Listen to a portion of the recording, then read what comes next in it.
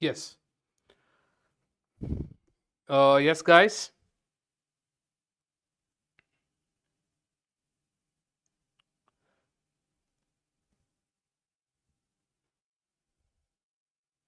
So the next reasoning question.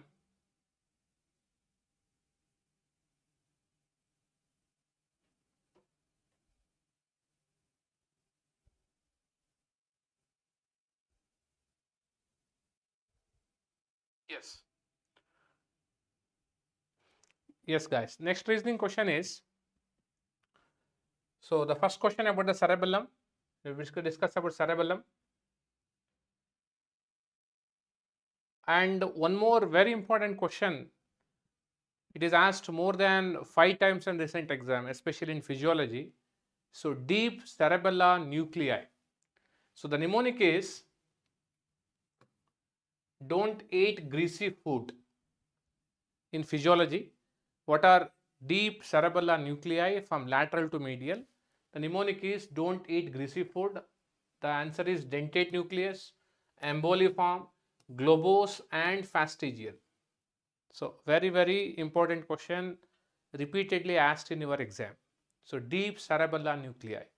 So in today's class, we discussed basal ganglia basically for initiation and cerebellum basically for the coordination. So cerebellar lesions you can remember with the help of mnemonic Danish. Okay. So fine. So the next reasoning question.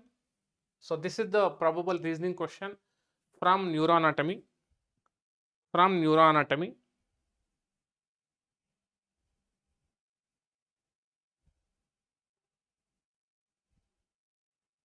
Neuroanatomy. Yes. Can anyone answer this? A person with the Parkinson disease shows resting tremor. So the person with the Parkinson disease show resting tremor. Which nucleus is degenerated? Which nucleus is degenerated? So this is one more very interesting question. So as you know, Parkinson is a neurodegenerative condition.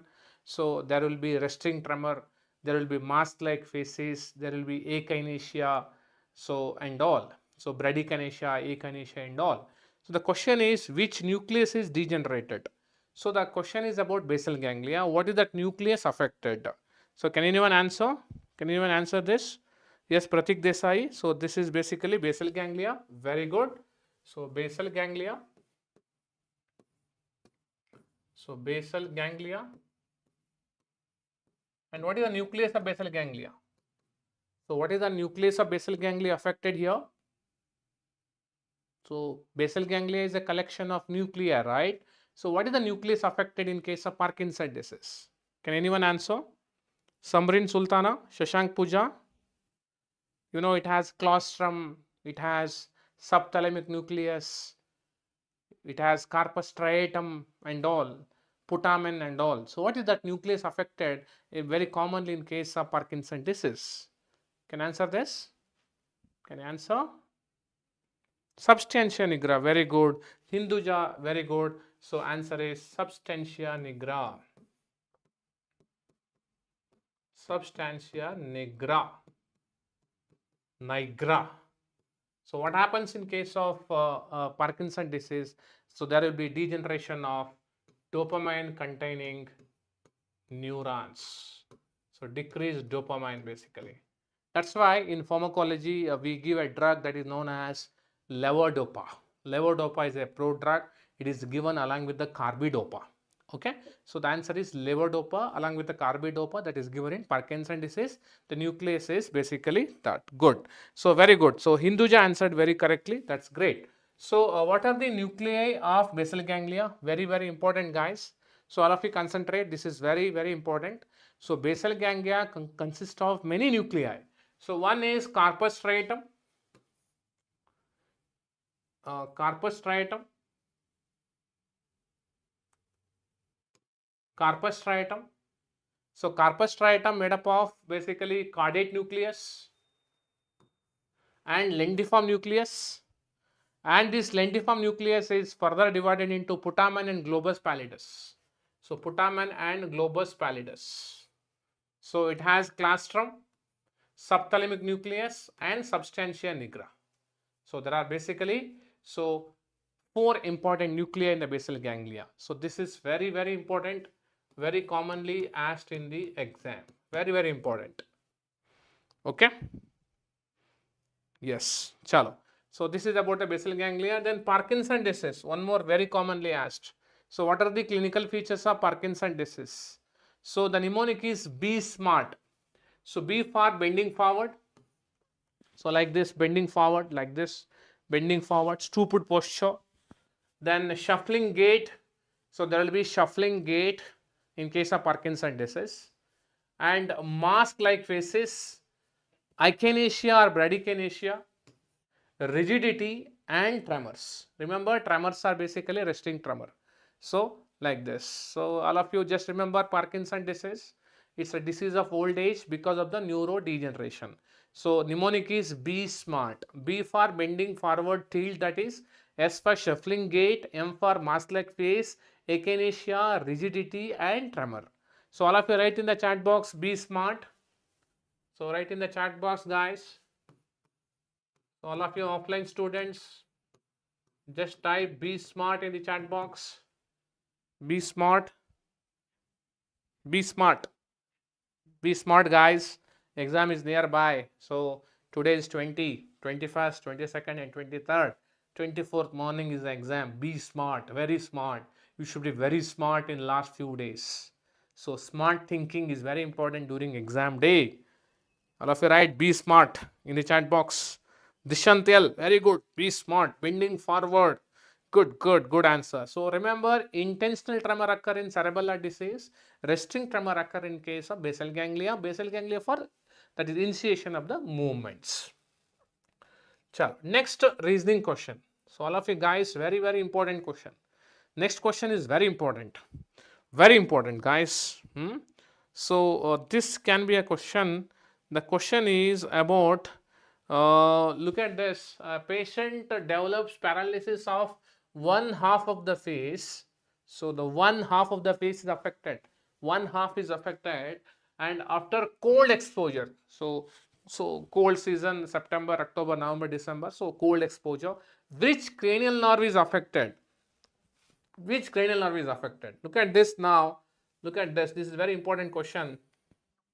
So look at this. So right and left. For example, this is the right side and this is the left side. And can you just make out a difference there? What is the difference there in the image? Can anyone tell me what is the difference there? Look at the face. Look at the wrinkles on the left side. Look at the nasolabial fold and look at the eye. So all of you guys, what is the diagnosis here? Patient develops paralysis of one half of the face after cold exposure. Which cranial nerve is affected? Come on, guys, come on. So this can be asked in your exam. Yes, so this is basically a Bell's palsy. So Bell's palsy. So Bell's palsy and basically involvement of the facial nerve. Facial nerve. That is the seventh cranial nerve. So the muscle of facial expression, that is the facial nerve. You know, facial expression is very important. So happy expression, dull expression, romantic expression, aggressive look, everything because of the facial muscles. So that is supplied by facial nerve. So Charan, very good. So it's a Bell's palsy. So facial nerve lesion can be two types. It can be UMN. So it can be LMN. So all of you just concentrate. So very, very important topic here. So there can be UMN and it can be LMN. So UMN means upper motor lesion, upper motor nerve lesion, or it is element type. There are two types, UMN element type. Now remember, when lesion is there within the facial nerve, that is known as LMN. So in LMN, the lesion is there within the nerve, within the nerve, facial nerve. Okay, so UMN basically because in the bulbar palsy. So basically corticobulbar palsy. Corticobulbar palsy. Corticobulbar palsy. Now my question, all of you guys here. So here the entire half of the face, right side is involved. loss of wrinkles, everything is there on the right side. My question, is it LMN or UMN? LMN or UMN? Charan, Samrin Sultana. Samrin Sultana, is it LMN or UMN? Entire face is involved. So the most common cause is idiopathic. The most common drug that is used is steroid in case of Bell's palsy. My question is very simple. Is it UMN or LMN? So here involvement of the upper forehead, upper part of the face, that is the forehead is involved here. So my question is this LMN or UMN? Come on guys, come on, come on. Come on guys, come on, can you try? Can you try?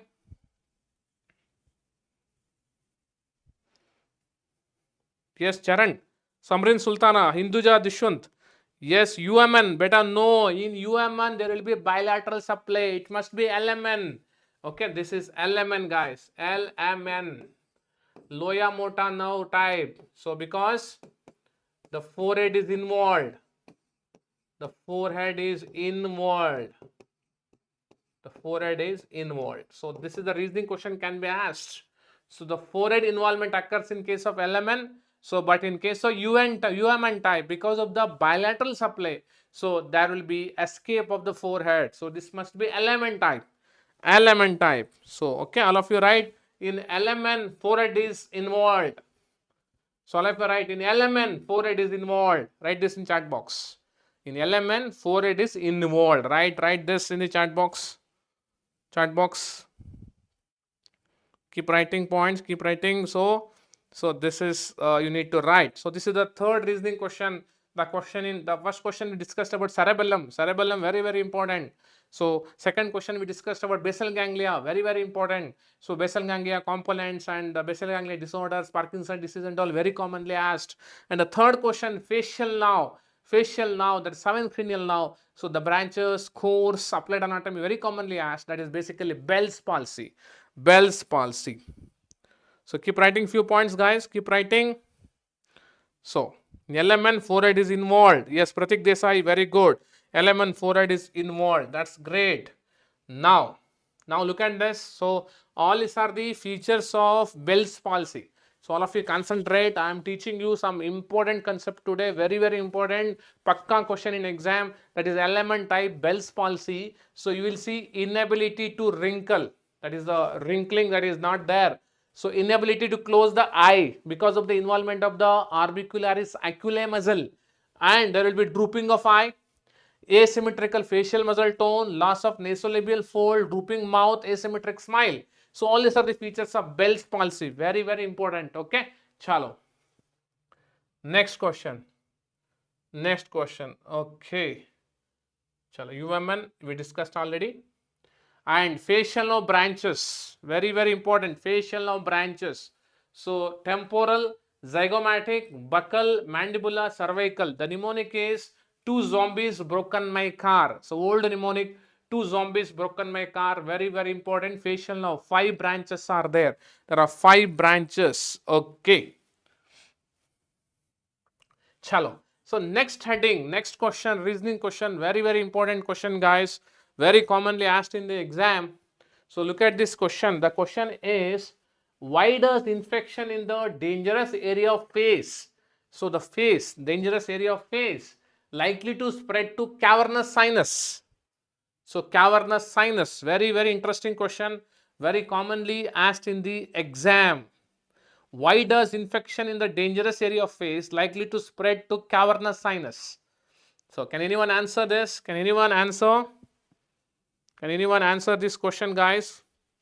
Cavernous sinus, one more very, very important question. Cavernous sinus thrombosis, commonly asked. You know, dangerous triangle of face is basically involving upper lip, the root of the nose and the adjacent area. So this is the dangerous triangle. So this is the dangerous triangle of the face. So question is, why infection goes to cavernous sinus? Why basically? Can anyone tell me what is the answer for this? So remember, from the facial vein, so from the facial vein, so it enters into cavernous sinus. So cavernous sinus through the various vein, like example pterygoid plexus, ophthalmic vein and all. Why? Because most of the veins are valveless. Most of the Veins are valveless. So they are valveless. That's why infection from the acne. So around this area can enter into the cavernous sinus, which can lead to a condition known as cavernous sinus thrombosis. Cavernous sinus thrombosis through the dural venous sinuses. Dural venous sinuses. Very, very important question. So dangerous triangle of face. Very important. One more question, all of you guys. What is the dangerous layer of the scalp? Let's see who is going to answer. Dangerous triangle of scalp. Dangerous layer of the scalp. Sorry. Dangerous layer of the scalp. There are 5 layers, you know. Which layer is known as dangerous layer of the scalp? Can anyone answer? Come on, guys. Come on, come on. Come on. Be positive. Be positive. Revise, revise, revise. Think. So, and answer. Can anyone answer? Dushyant, Shashank Puja, Pratik Desai, Charan. Which is known as dangerous layer of the scalp? There are 5 layers, right? Which layer is known as dangerous layer of the scalp? 4th layer. Very good, Pratik. Pratik beta, excellent. Pratik is telling sir 4th layer. The area known as loose areolar tissue. That layer is known as dangerous layer. Excellent answer. So here the answer given is, so the veins are basically valveless. From there it can enter into the cavernous sinus. Cavernous sinus is very important. So you must know in detail about that. Chalo. Now look at this. So this is cavernous sinus thrombosis. So this is cavernous sinus thrombosis. Okay, and this image that is showing cavernous sinus thrombosis. Can anyone tell me what is the feature there in this? Tell me what is the feature there. Just try to identify. Syed Abdul Rahman, very good. Loose areolar tissue, good. What is this condition and how the clinical presentation occurs? So look at this, this lady having bilateral involvement. So can anyone tell me what are the clinical features here? What are the clinical features? What are the clinical features? So as you know, there will be involvement of, oculomotor now, right? So what are the clinical features there? Look at this, the pain is there. The one important feature is pain. So pain hoga. Then there will be exophthalmos.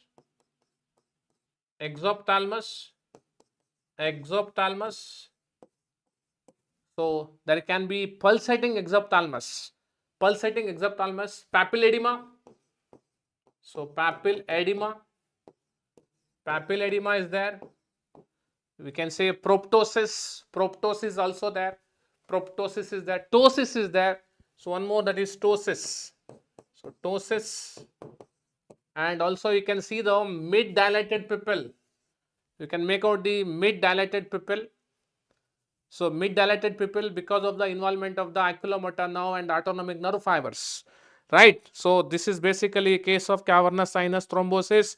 Very, very important, guys. So whatever I discussed today, so the cerebellum is very, very important.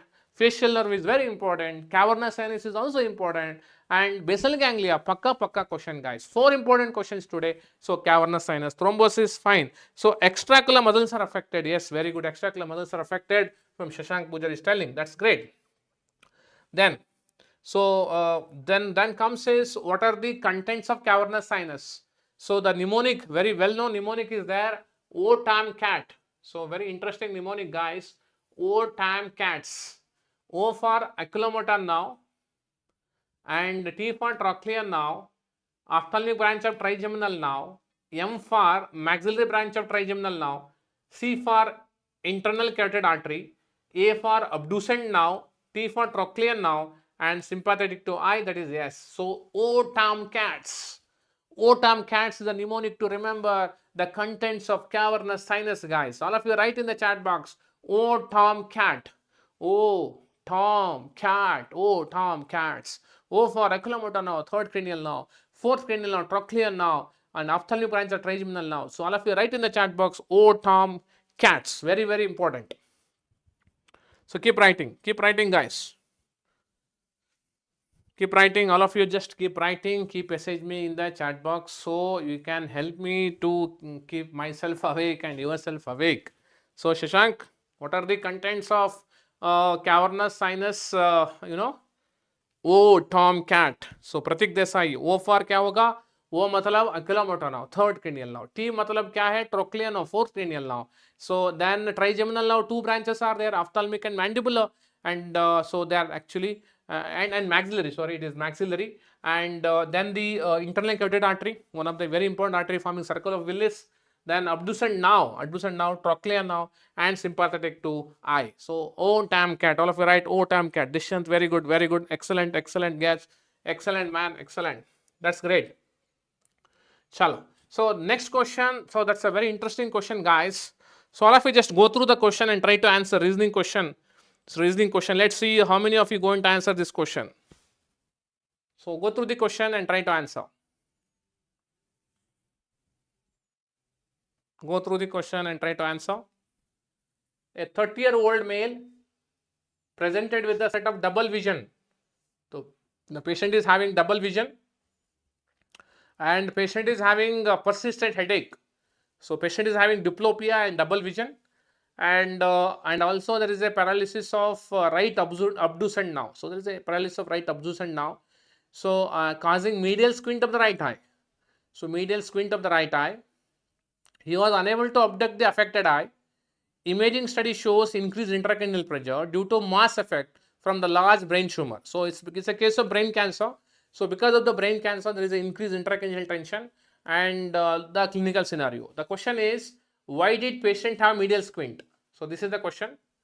Why did sixth cranial nerve get affected in increased intracranial tension? So two questions are there, 3 marks question, reasoning question. Okay, Syed Abdul Rahman. Syed Abdul Rahman, what is the next question and what is the answer for this? Can answer this. So patient is having medial squint. Matlab lateral rectus is affected. So lateral rectus is affected. Lateral rectus is affected. That means what is the nerve that is affected here? So what is the answer, all of you guys? I'm giving you clue. Lateral rectus is affected. So because of the lateral rectus involvement, there's a medial squint is there. Medial squint hai. So what is this? In oculomotor now, you know, down and out eye. In oculomotor now, you will see down and out eye. That is a repeat question. So what is this? So very good. Pratik Desai answered, sir. Pratik Desai, excellent man. So he answered, sir, it is basically abducent nerve. Abducent nerve. Abducent nerve, very good. Why abducent nerve? Because abducent nerve is having longest intracranial course. Abducent nerve has the longest intracranial course. Because of that, so it is commonly affected in any case of intracranial tension. So kahani khatam. Okay, so answer is abducent nerve. So what is the muscle involved? Lateral rectus. So it is longest intracranial course. That's why it is affected. So 3 out of 3. 3 out of 3. So very good. So the answer given by Pratik. So Pratik get a great answer. Good. Chalo.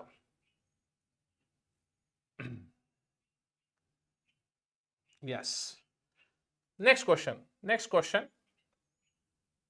Okay. This is the mnemonic. Don't forget, this is very commonly asked in the exam. LR6 SO4 O3. LR6 SO4 and O3.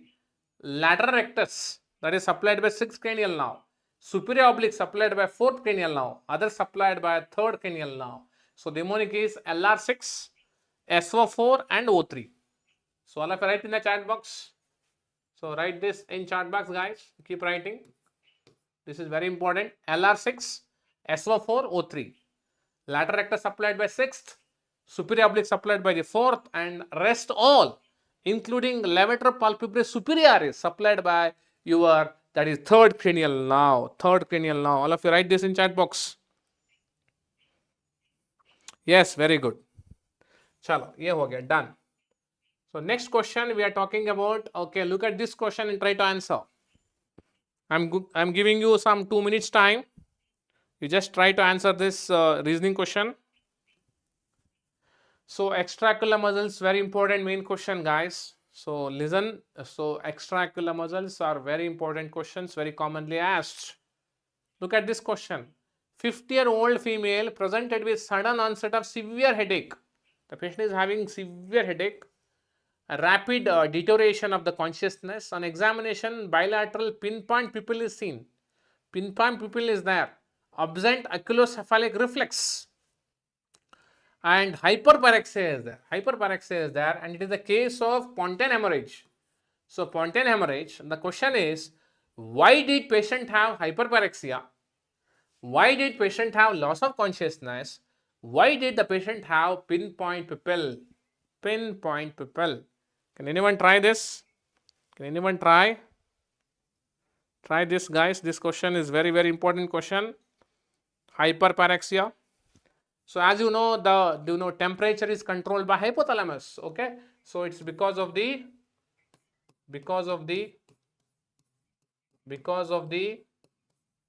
hypothalamic fibers are affected. So hypothalamic flow, that is from the brain, so that is affected. Because of that, there will be hyperparexia. Loss of consciousness because of reticular activating system. So because of involvement of reticular activating system. And pinpoint pupil, again it is because of the involvement of the autonomic nerve fibers. Autonomic nerve fibers, because of involvement of ANS, autonomic nerve system. So this is 3 marks question, 3 out of 3. So all of you just try to memorize. There can be question about the pons, 5 marks question. The question can be asked about the medulla oblongata, and the question can be asked about the label diagram at the level of superior colliculus, inferior colliculus, and all, sensory decussation and all, upper pons and lower pons. So all these are very commonly asked. Chalo. Then seventh question dekhte hai.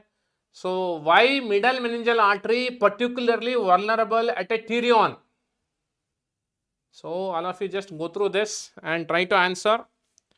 Don't worry. Try to answer. Syed Rahman, all of you try. Syed Rahman, try this. Hypothalamic fibers. Okay, creator extreme. So creator extreme, you know, heat is controlled by the anterior hypothalamus. The cold is controlled by the posterior hypothalamus. So when there is a involvement of Pontine hemorrhage, so the hypothalamic fibers that they will not reach. So there will be hemorrhage, no? So there will be involvement of the flow from the hypothalamus. So anterior hypothalamus is for the heat, posterior hypothalamus is basically for the cold. Okay. So good. So Janavi, okay, fine. Janavi Kumari, fine, that's okay. Chalo, who is going to answer this? Why middle meningeal artery particularly vulnerable at pterion? Chalo, batao. Pterion. Come on, guys. Come on. Seventh question. So here the important is the dural venous sinuses. So and circle of Willis is also very important. Okay, and this is very important question because this question is related to some intracranial hemorrhages. Okay. Yes, come on, try this. Try. Creator extreme, thank you. Okay, you are welcome. Chalo. Okay, Pratik Desai is telling, sir, weakest part of the brain. Okay, very good, Pratik. So Pratik is answering, excellent. So Pratik said, sir, weakest part is pterion. So he is right. So this is the image that is showing a pterion. You can see here pterion. So this is the pterion. So what you can see here, this is the frontal bone. You can see the frontal bone there, frontal bone, and we have temporal bone, that is the temporal bone here, temporal bone, and the sphenoid bone and zygomatic arch. And so when they meet here, so this is the weakest point. So the answer is weakest point. So this is weakest and it is very thin. So when there is a damage, to pterion, or the temporal area, there can be bleeding, the condition known as extradural hemorrhage. Extradural hemorrhage.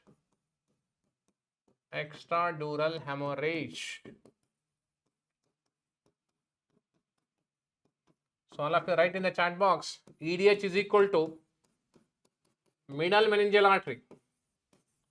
So this is very important MCQ as well, MCQ. So all of you write extradural hemorrhage. Extradural hemorrhage is because of involvement of middle meningeal artery. Okay. So all of you write this in chat box. This is very, very important concept. Pakka question, pakka RGUHS question. Extradural hemorrhage because of middle meningeal artery. Subdural hemorrhage because of the bridging veins. Subarachnoid hemorrhage because of the circle of Willis. Intracerebral hemorrhage because of the involvement of the middle cerebral artery, like that. So all of you write EDH is equal to MME. Keep writing. Keep writing. Keep writing. Great. Keep writing. That's great. So that is okay. Fine. Now look at this now. Can anyone tell me what is this hemorrhage known as? So what you can see here, this is the middle meningeal artery.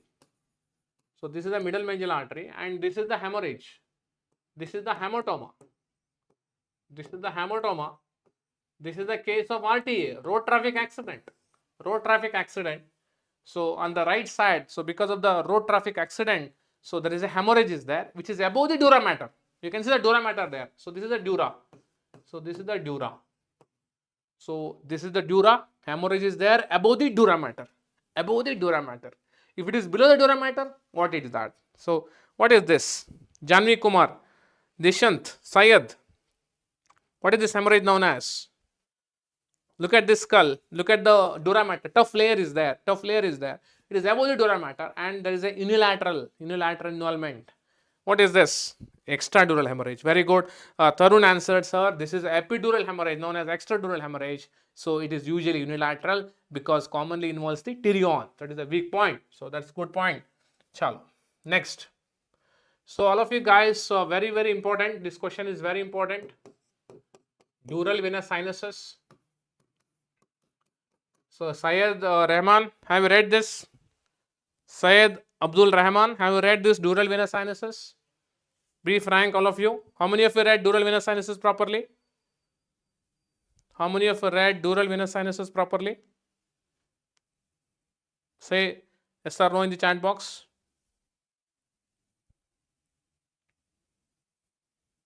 Very, very important. Paired, unpaired dural venous sinuses.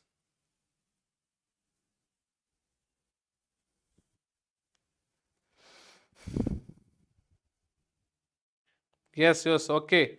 Syed, good. Syed, okay, great. So creator, yes, fine. That's great. Now 8th question, last few questions, guys. So now look at this question and try to answer. So this can be a question in your exam. Try to answer. So there is a mnemonic. Okay, you have read, Syed. Okay, that's fine. That's great. Syed, you are doing well. Shashank, very good. You are doing well. Charan, so you're doing well. A 58-year-old male hypertensive, so BP ಇದೆ ಅವರಿಗೆ 12-year-old ಇಂದ ಇದೆ, irregular medication, so the patient is not taking medication, was brought to emergency department by relatives with a sudden loss of consciousness. So for 1 hour on examination there is a pinpoint pupil, fever, abnormal breathing, quadriplegia, CT scan shows hemorrhage in the brain. So what is the clinical condition and what is the hemorrhage is this? It's very simple it is. So this is a very simple question, guys. Simple question, very simple question. This is, can anyone answer this question? Very simple, 3 marks question. 3 marks. So the condition is hypertensive. So hypertensive, that is stroke due to hypertension, right? So this is basically stroke due to hypertension. And where is the hemorrhage usually seen? That is internal capsule.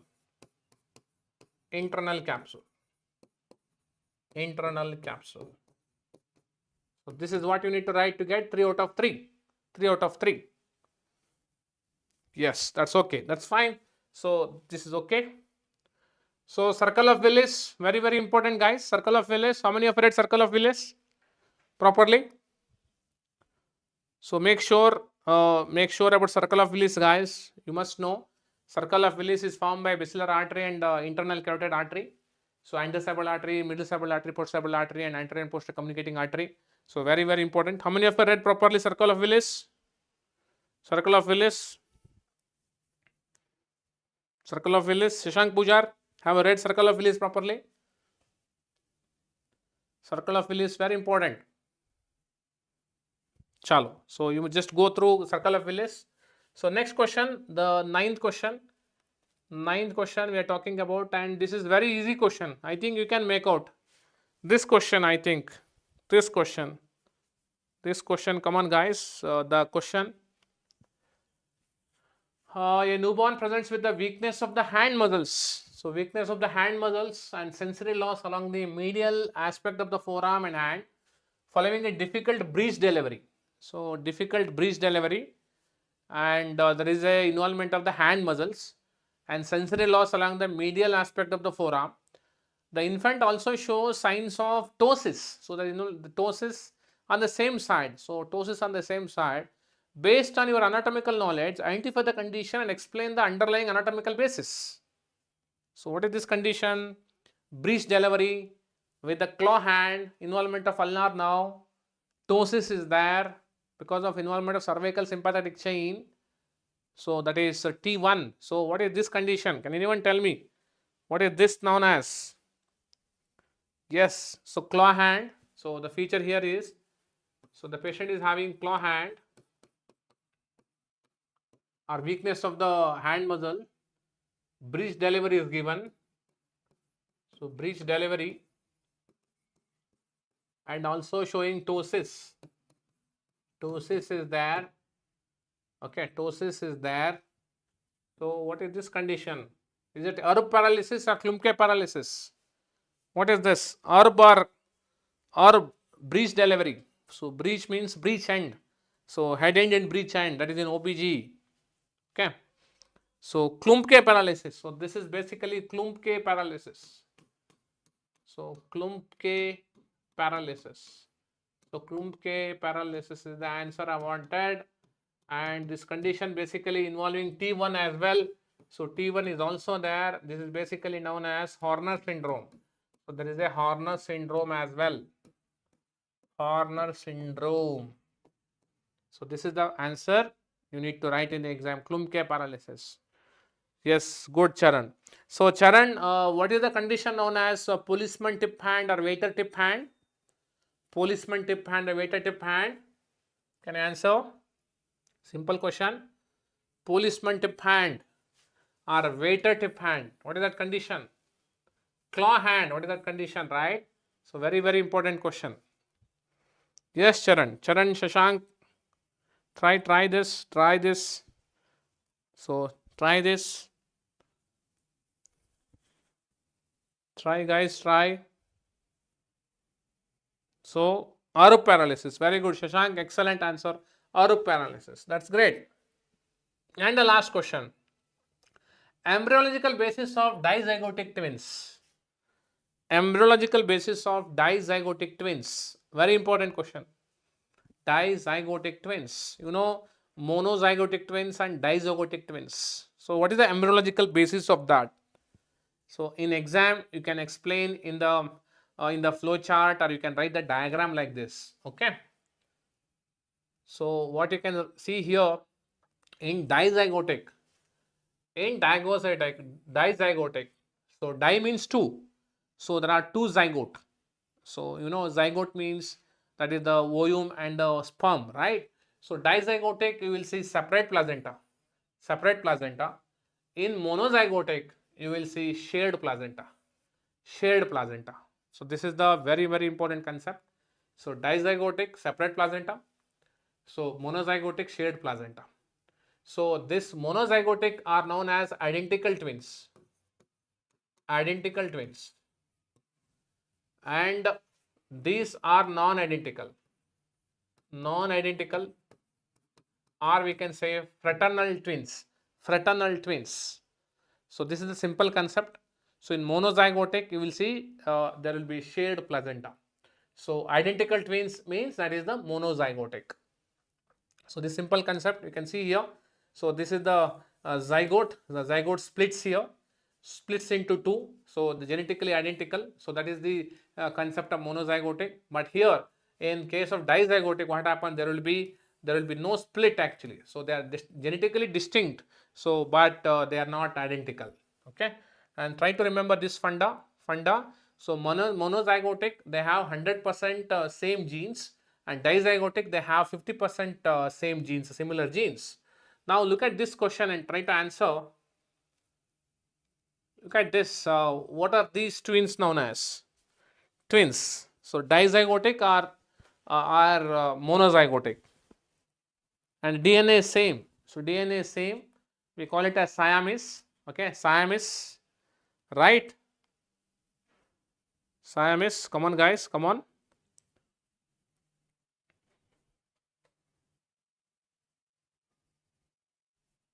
So monozygotic or dizygotic?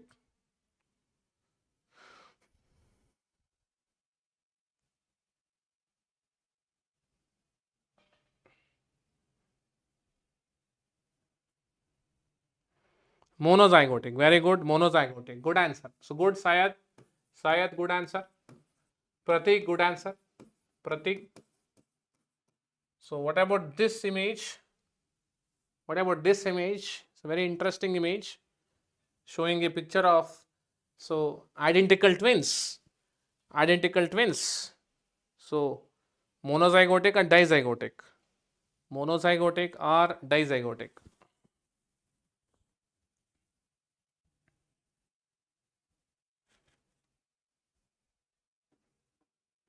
Come on, guys. Come on. Can answer? Last question. Yes, it's also monozygotic, right? Monozygotic. Good. So this completes our all 10 questions. So in last two class we discussed about 20 important long essay and around 10 to 15 reasoning questions. So go through both the video and all the 20 topics. So revise, practice common diagram. You will definitely get a good percentage and definitely passing percentage. So anything you want me to discuss other than this? Do you want me to discuss outcome topic tomorrow? Outcome topic? Or can you write outcome topic?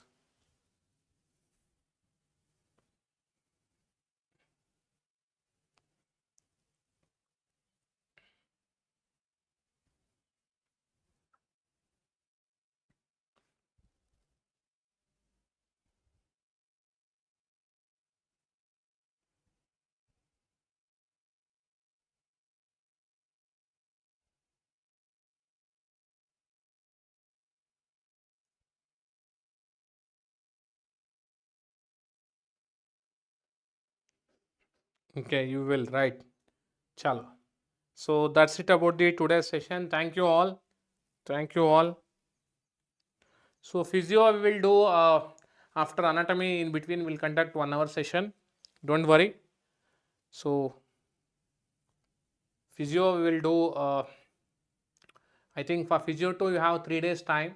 So in first day only we'll have one session. Second day we'll have one session. So we'll discuss all important one.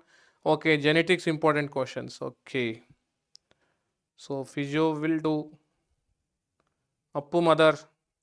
Okay.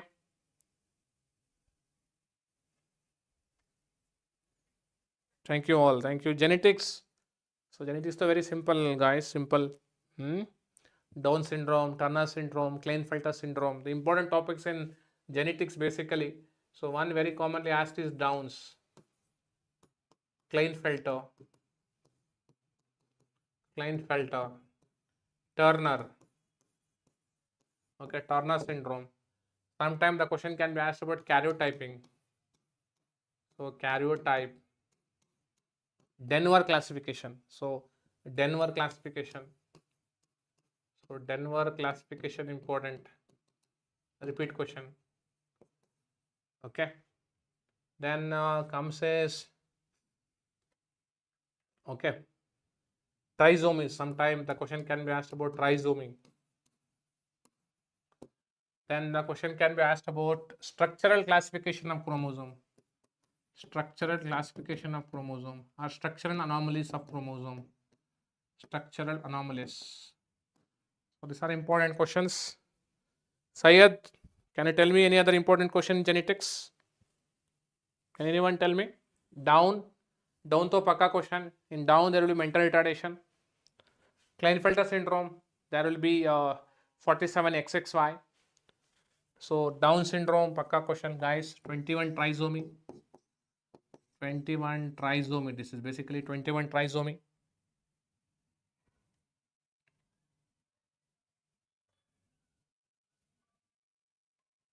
So Klinefelter syndrome 47XXY. Turner syndrome 45X0. Denver classification is also important. Karyotype, trisomies, structural anomalies. See, bar body, okay, bar body and all simple question. So inactive, yes, autosomal dominant, autosomal recessive, good answer. Autosomal dominant, autosomal dominant and autosomal recessive. So recessive condition. Sometimes the question can be asked about X-linked dominant and X-linked recessive. Law of segregation, recently asked in the exam, law of segregation. So law of segregation, recent question, law of segregation. Okay. Yes, so I think bar body okay. So bar body fine. So bar body. So bar body. That is in forensic medicine. I think okay. Dishantel. Shubham Singh. Shubham, thank you, Shubham. Okay. So all these are important questions. Then important embryology question yesterday we discussed. I think embryology questions you can go through yesterday's video. Histology also important, guys. So I think this is all important. Okay. Can anyone tell me what is the inheritance of NF, neurofibromatosis? Neurofibromatosis is what type of inheritance? So you will see, neurofibroma all over the body. Chromosome 17. What is the inheritance of that? So can anyone answer? What is the inheritance of that?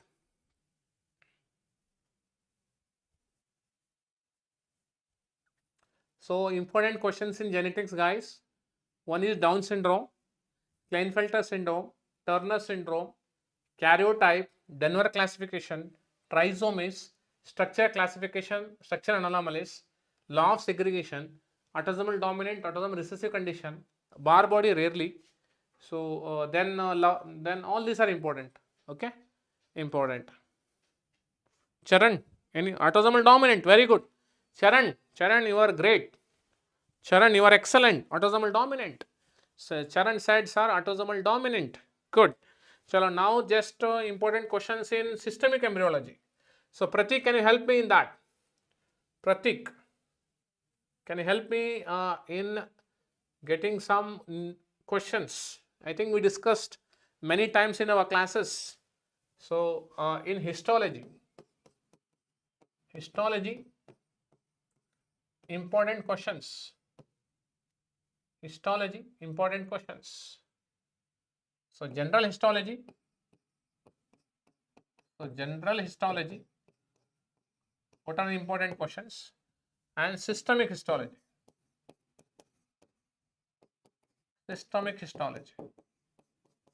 Let's see. I think Pratik is going to answer. Pratik, I think we discussed in our offline classes.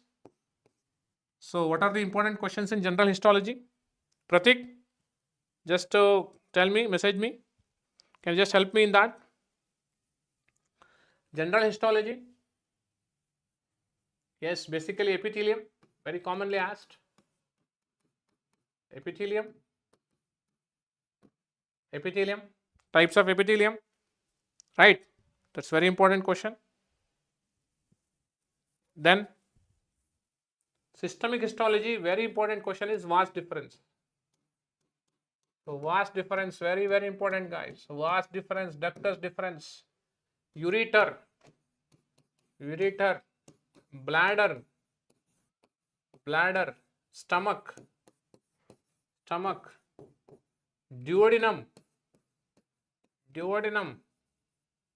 ileum, sometimes jejunum also.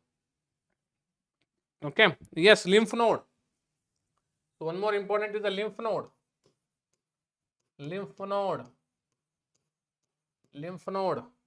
Ovary, very, very important, guys. So ovary is one of the very important question. Ovary and fallopian tube.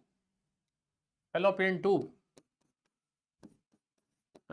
tube, very important question. Fallopian tube. Okay, kidney. Yes, sympathetic and sensory ganglia. Very good. So good question. So okay, yes, good. I remember Pratik Desai, our offline student, sir, he is telling, so large size artery and medium size artery. Very good. So one very important question, guys, large size artery. and medium size artery, medium artery or muscular artery. So very important. Good. So bones, yes, very important question, guys. Bone, transverse section of bone. So transverse section of bone, very important. Very important, guys. Good, Pratik, you are helping me. That's great. Okay. So I think these are all important questions in histology. Yes, salivary gland, mixed salivary gland. Yes, mixed salivary gland. Good answer. So Charan, mixed salivary gland, and also serous acini and mucinous acini. Yes, serous acini and mucinous acini. So very commonly asked. So good. That's great. Okay. So all these are important questions in histology. So pakka question. Serous salivary gland. Yes. Serous and mucinous.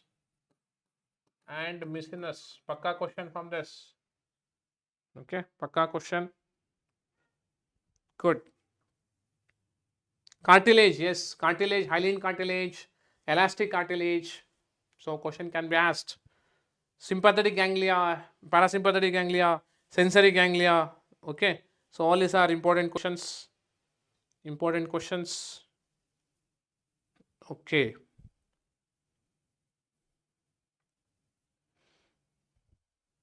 So what is the lining epithelium of ureter?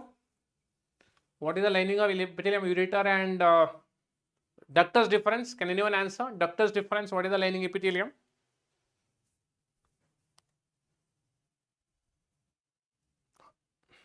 What is the lining epithelium on oral cavity? Oral cavity, nose.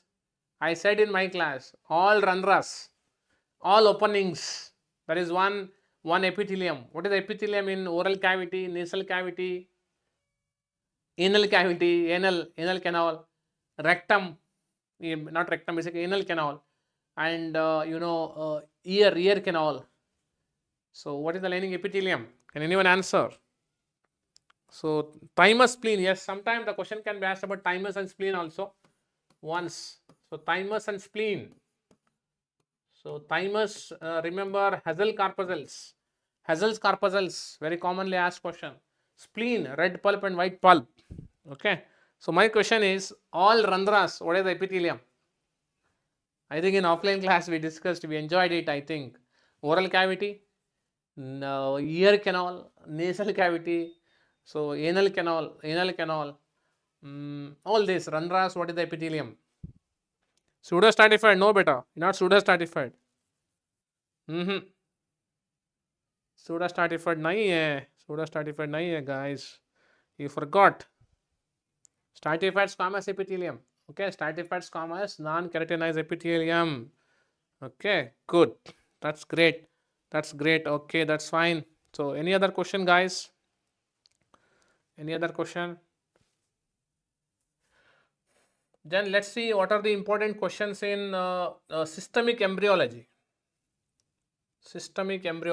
Let's have systemic embryology. Shashank is going to answer this question. Systemic embryology.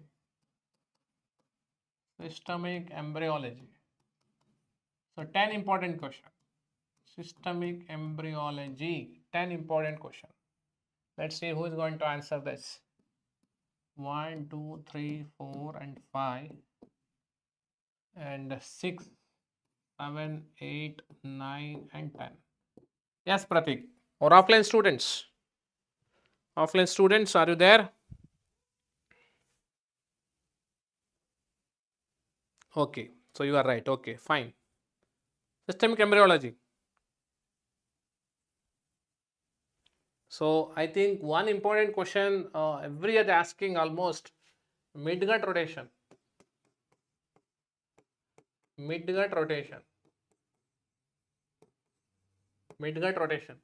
So very important, midgut rotation.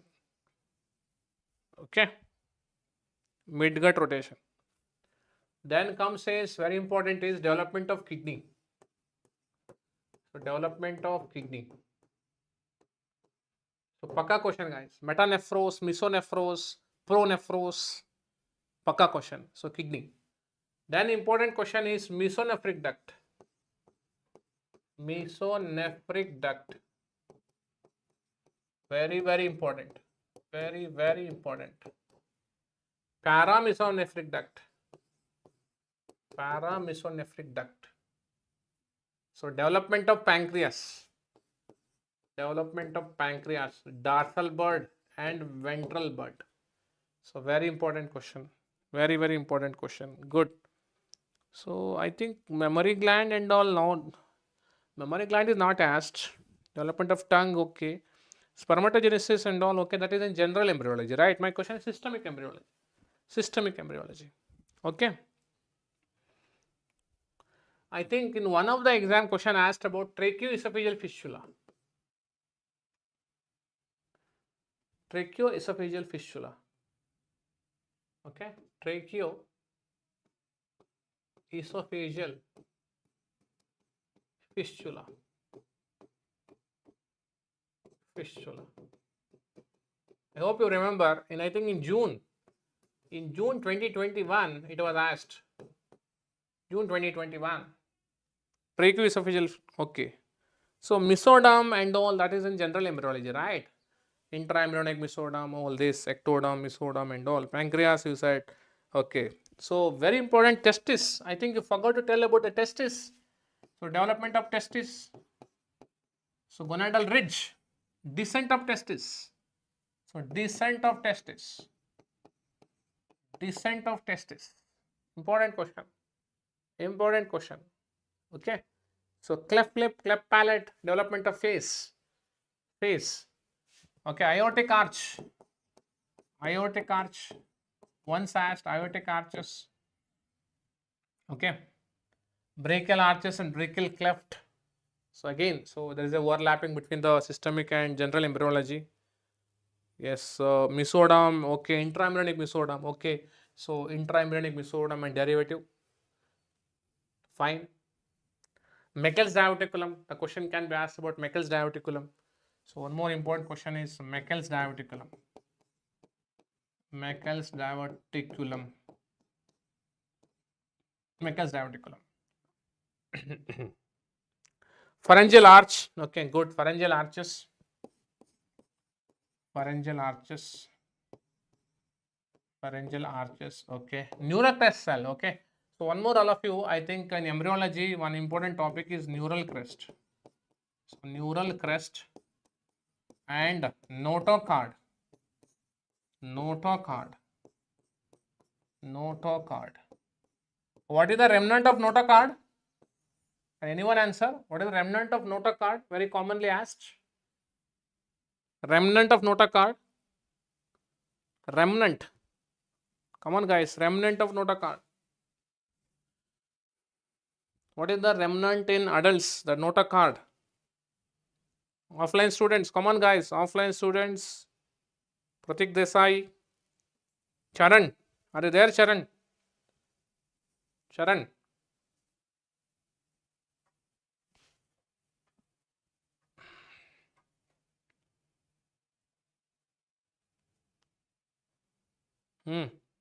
Syed, are you there?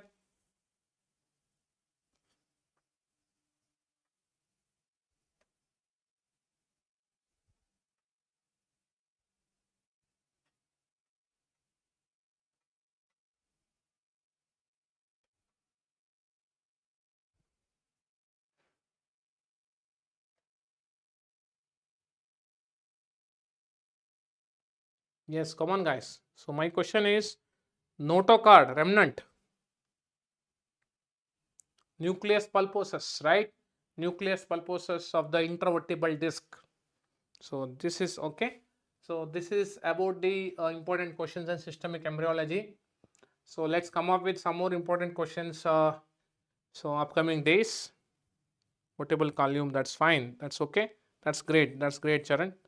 So that's great.